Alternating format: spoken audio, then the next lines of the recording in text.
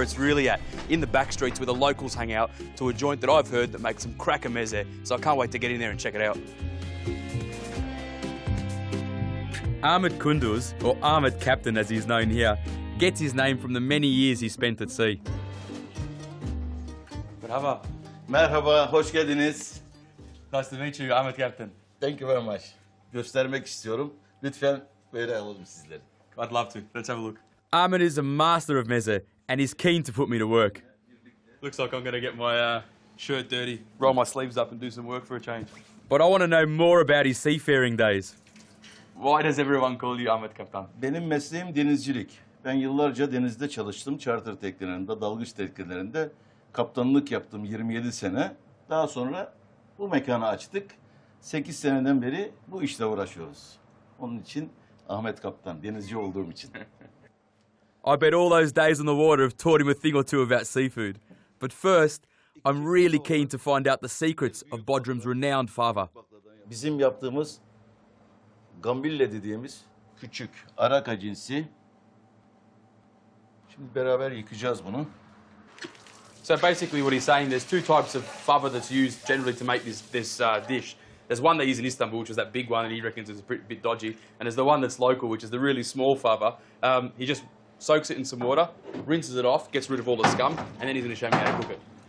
This smaller variety of fava is unique to Bodrum. So he's just added enough water to cover it by, 2 fingers or about an inch. And then on the stove? Yes. As the beans cook, Ahmed skims off the foam and then adds onion, grated carrot, a good dollop of olive oil and plenty of salt. Kapağını kapatıyoruz. Her 5 dakikada bir çevireceğiz. Daha sonra kapağını alacağız. Hiç durmadan çırpacağım onu. See, this is the most important part of the fava. A lot of people take a shortcut here and they'll just boil the hell out of it and chuck it in a food processor that'll puree it. But you really want to whisk it and slowly let all the vegetables in there break up and become all one. It takes about an hour, but what you're left with just needs to be passed through a strainer and it's done. These are the beautiful dishes that are underrated, fava. It's the most peasant, simple dish in the world and it already tastes amazing. But my cooking lesson isn't over, and this time it's seafood. Taramayı birlikte yapalım. That's the tarama? Bu balık yumurtası. He's starting with carpro instead of the usual cod. But first, we have to remove the membrane. Eğer bunları almazsak dişin arasında kalır. Alright, going old school. Ahmed's smashing the roe into a paste, then adding dry breadcrumbs to soak up some of the moisture. And then sunflower oil and lemon juice are whisked through. So basically what the guys are doing is making a mayonnaise, but instead of using chicken eggs, they're using fish eggs. It's tough manual labour, and I've got to earn my keep. Sometimes you need to put a bit of elbow grease. Go to mixer. Go to the mixer. Go to the mixer. I can't be all show and no go. All right, the moment of truth, the taste test. That's the best stuff I've ever had. It's a lot better than that pink rubbish that you find in the supermarket.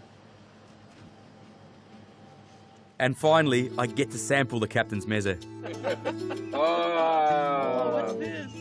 Ahmed Captain. When Ahmed Captain started Commodore Meze Ive, it was a humble venture. But within weeks it took off and remains one of the best kept secrets among the locals. This is the food that I love to eat. Doesn't matter what country we're in. If food's just cooked beautifully like this, and it's just all the products are great, the technique's good, it's cooked with some love, you can't go wrong.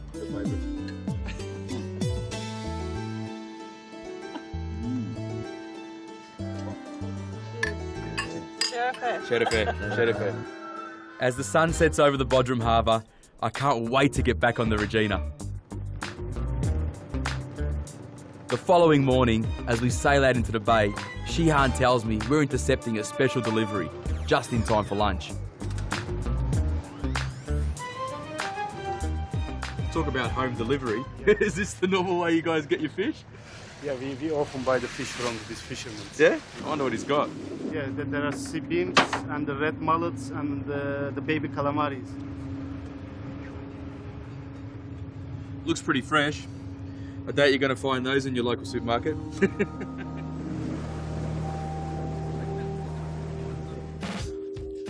In the galley below, the Regina's onboard chef stuffs the calamari with a mixture of mushrooms and prawns before baking. Shihan sure does luxury well. Check out these solid granite vetch tops in a boat. Up on deck, the fish have snagged prime position on the barbie, and I've snagged the beer. This is pretty amazing. You know, there's beautiful scenery in the Aegean, an amazing yacht, grilling fish that they caught this morning. Life's pretty good.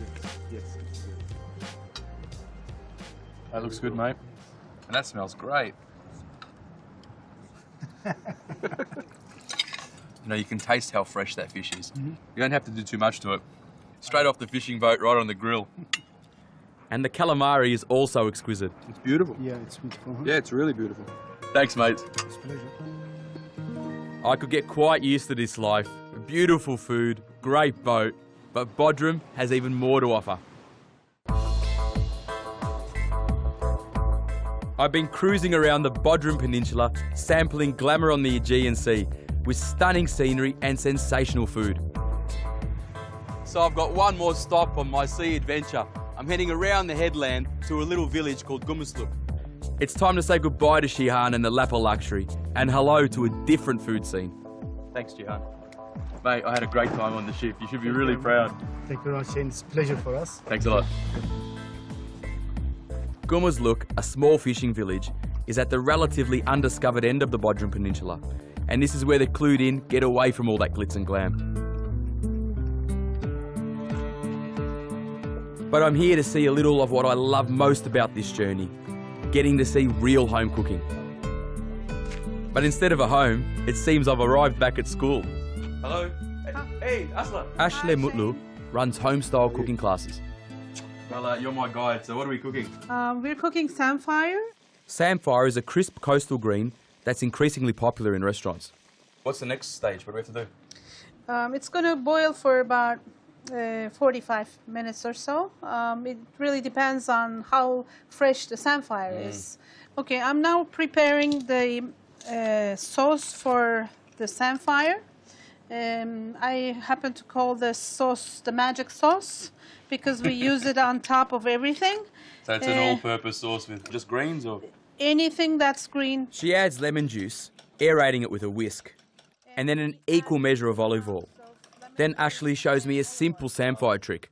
I take a piece and I'll have a look if it's coming off. Oh, it just comes off like that? Like that. So then you're just left with that really nice lightness instead of all the woody bit. Yeah. Good idea.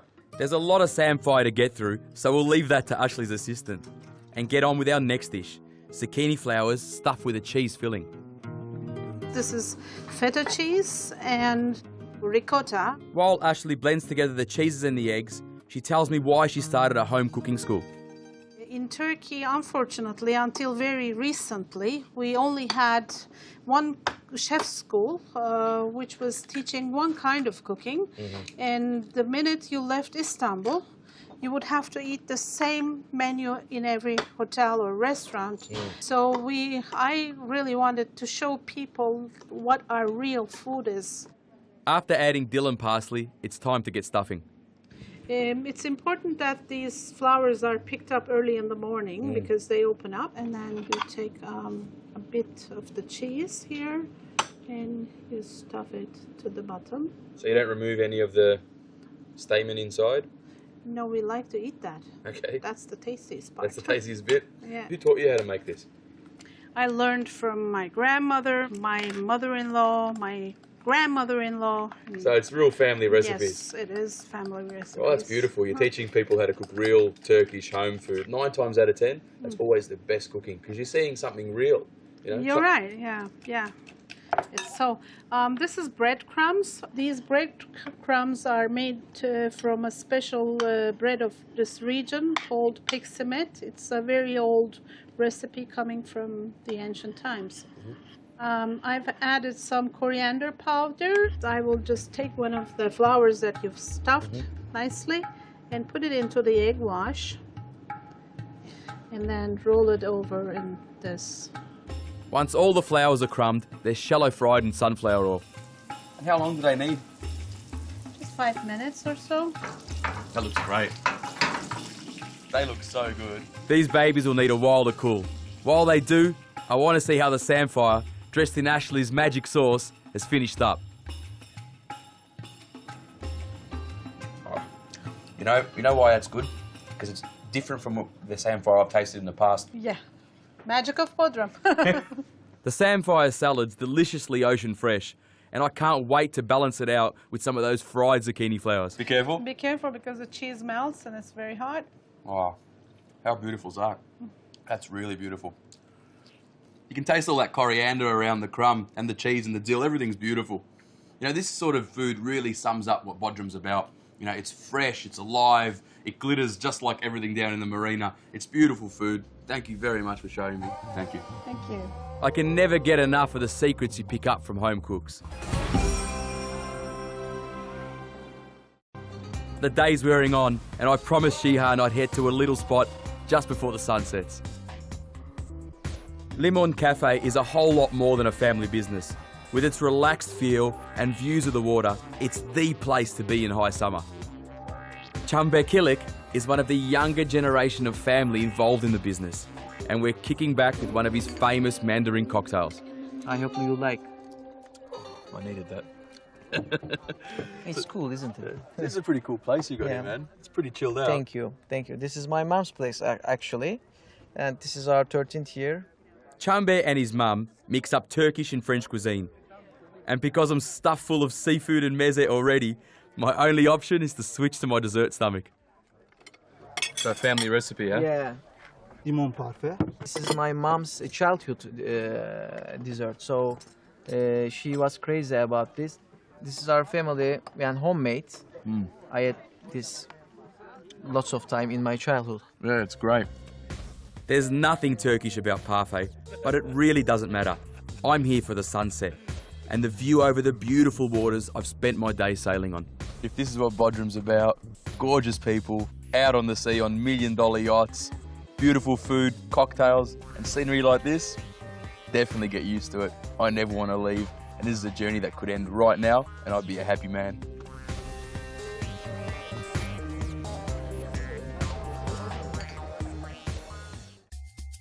This week, I'm going to do my own spin on ocean-inspired meze, with oyster cream and pork crackling, smoked eel zucchini flowers, and fava with crayfish and truffle.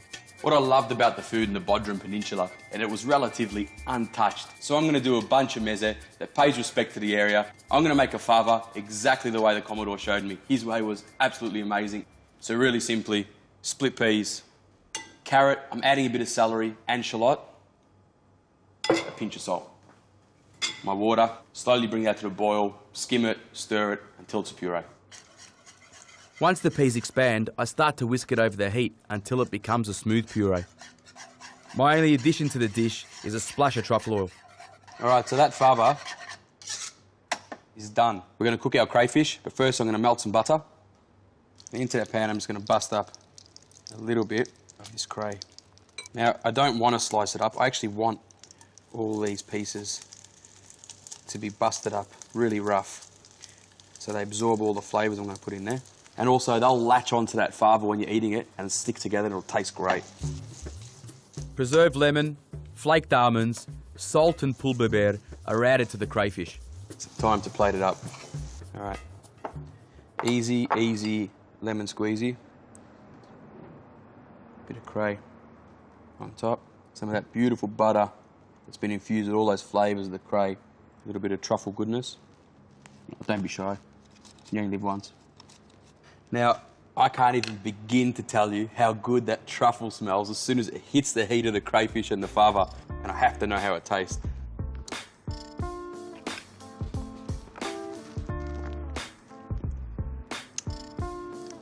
Because this is a PG rated show, I can't say what I really want. But that is mind-blowing.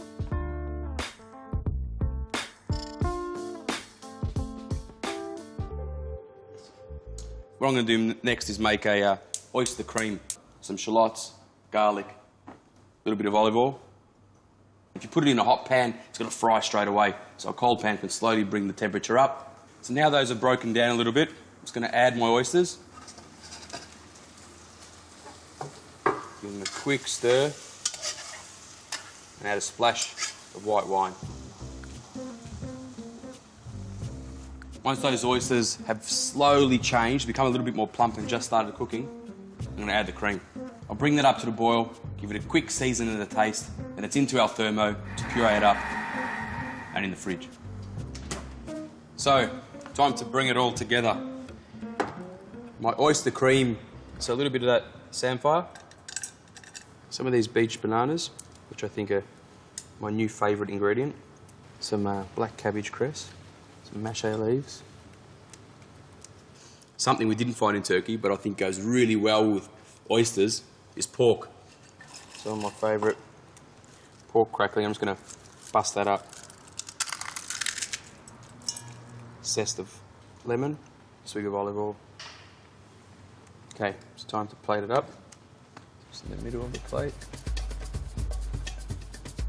Just going to dress all around the edge.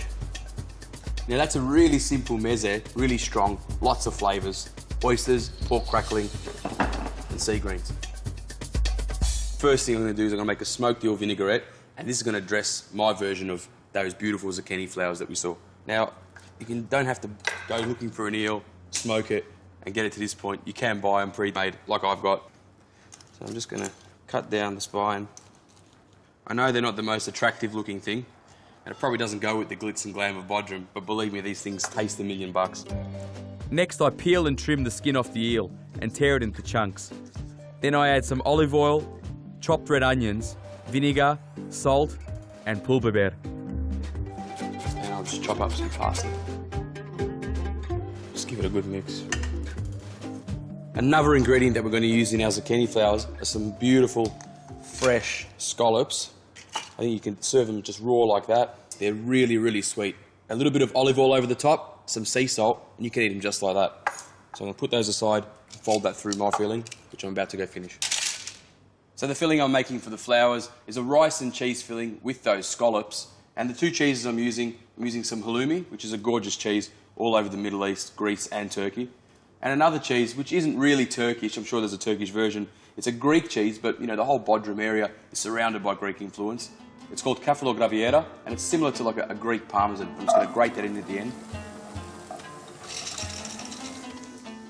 For the filling, I'm adding onions, pine nuts, pulbiber, pre-cooked baldo rice, and lemon zest.